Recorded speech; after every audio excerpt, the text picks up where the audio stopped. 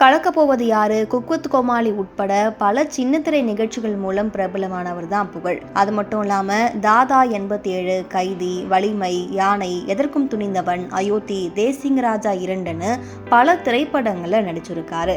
இவரு ஹீரோவா நடிச்ச மிஸ்டர் ஜூ கீப்பர் என்ற படம் லாஸ்ட் மந்த் ரிலீஸ் ஆகியிருந்துச்சு. சுரேஷ் இயக்கிய இந்த படத்திற்கு யுவன் சங்கர் ராஜா இசையமைச்சிருந்தாரு. இந்த படம் வெளியான நேரத்துல சில பேரு புகழ் நடிச்சா அந்த படம் ஓடாதுன்னு பொய்யான செய்தியை இணையத்துல பரப்பிட்டு வந்தாங்க.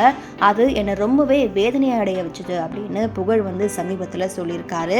இது குறித்து வேற என்ன சொல்லியிருக்காருன்னா, இது வரைக்கும் நான் காமெடி கலந்த கேரக்டர்ல நடிச்ச அதிகமான படங்கள் வெற்றி பெற்றிருக்கு.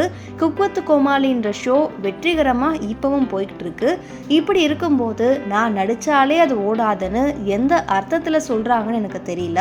ஆனா இந்த மாதிரி பரப்புனா நாங்க வெளியில தெரியும், பிரபலமாயிடுவோன்றதுக்காகவே சிலர் செய்யறாங்கன்னு நான் நினைக்கிறேன்.